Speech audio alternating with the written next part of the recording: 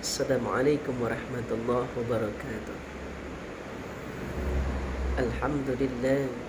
Alhamdulillahilladzi nahmadu wa nasta'inu wa nastaghfiru wa na'udzu billahi min syururi anfusina wa min sayyiati a'malina. May yahdihillahu fala mudilla lahu wa may yudlil fala hadiya lahu.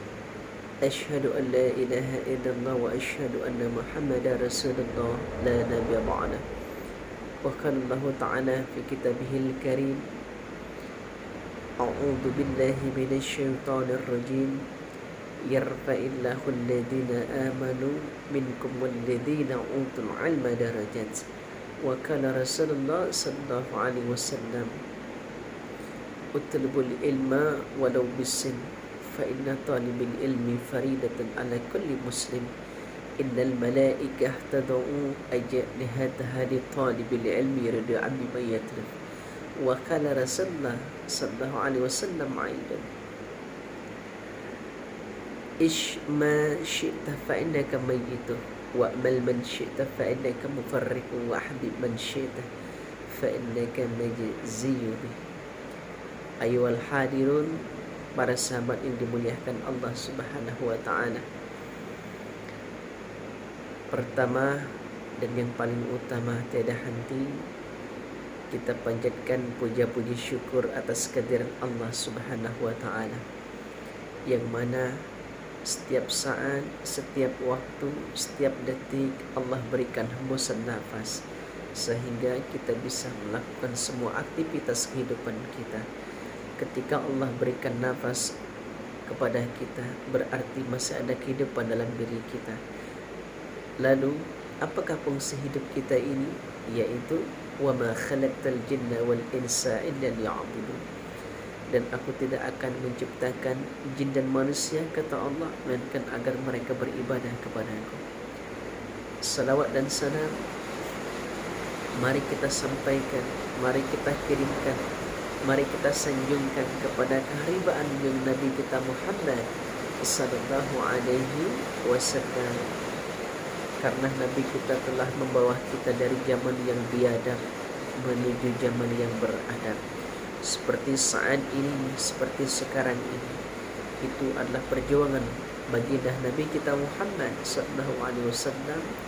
Nabi kita menyebarkan akidah Islam, mentauhidkan orang-orang jahiliyah, mengimankan orang-orang kafir, orang-orang yang tidak kenal dengan Tuhan. Dengan adanya datangnya Nabi kita Muhammad, mereka beriman kepada Allah Subhanahu wa taala. Sahabat yang dimuliakan Allah Subhanahu wa taala, dalam kesempatan yang ketiga ini saya akan menjelaskan tentang 3 konsep sabar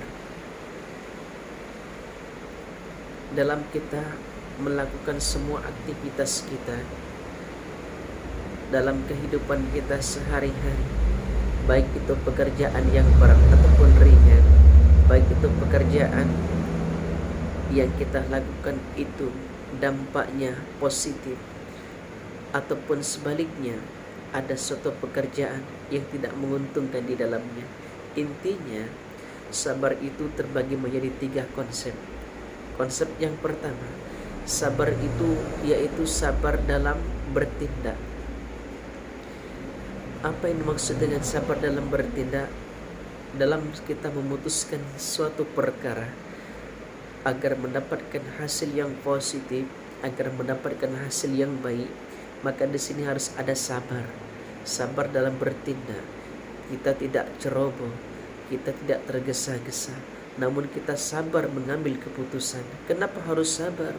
Agar mendapatkan hasil yang maksimal, agar mendapatkan hasil yang baik, sehingga akhirnya dapat menguntungkan diri kita. Yang kedua, sabar itu dalam berbuat. Apa yang maksud dengan sabar dalam berbuat? Segala sesuatu aktivitas kita yang mengarah kepada kebaikan. Misal, sabar dalam melaksanakan ibadah kepada Allah. Kita harus punya sifat sabar. Ketika melaksanakan salat harus sabar, tidak tergesa-gesa. tidak dikejar waktu, tapi kita laksanakan salat dengan tumaknina, dengan khusyuk, dengan tenang, dengan relax, enjoy. Ini kenapa? Karena harus ada sabar di dalamnya tadi. Dengan adanya sabar akan menghasilkan buah yang baik.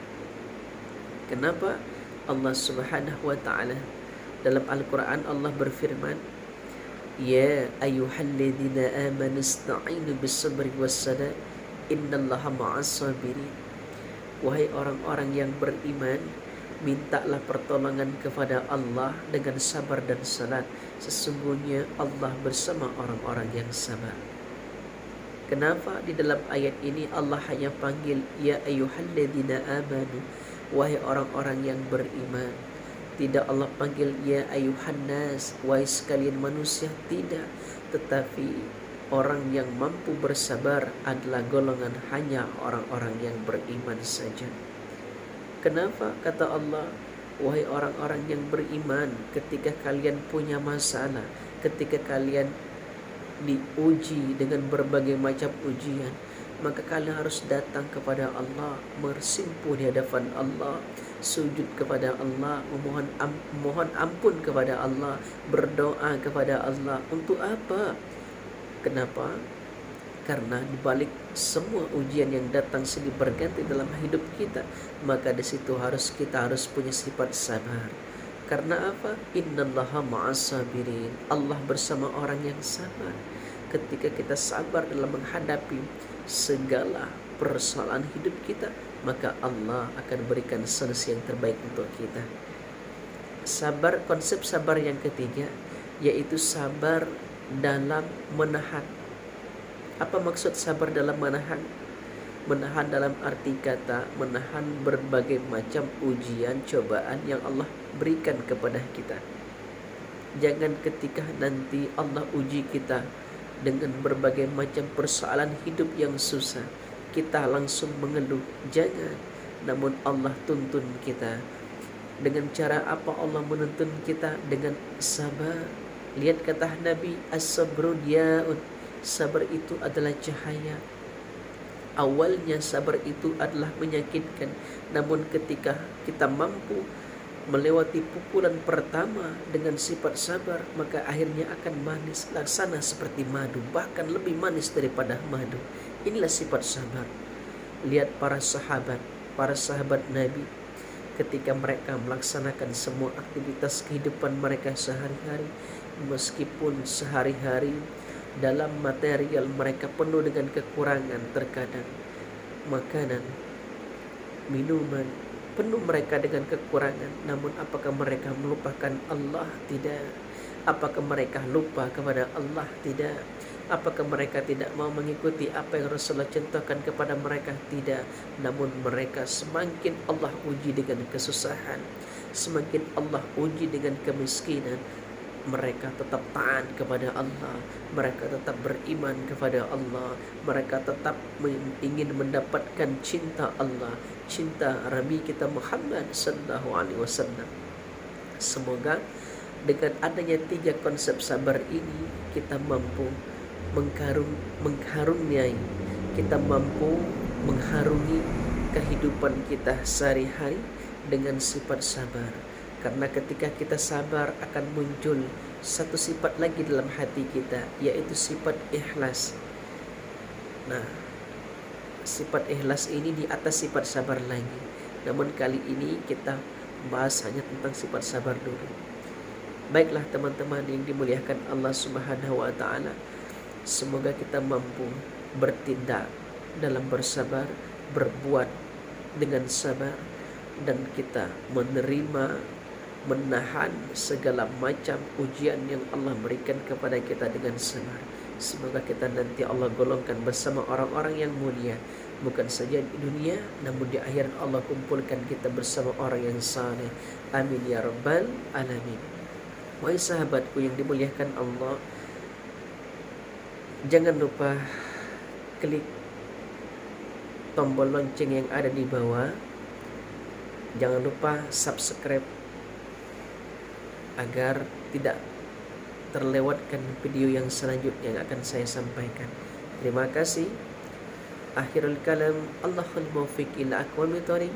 Assalamualaikum warahmatullahi wabarakatuh.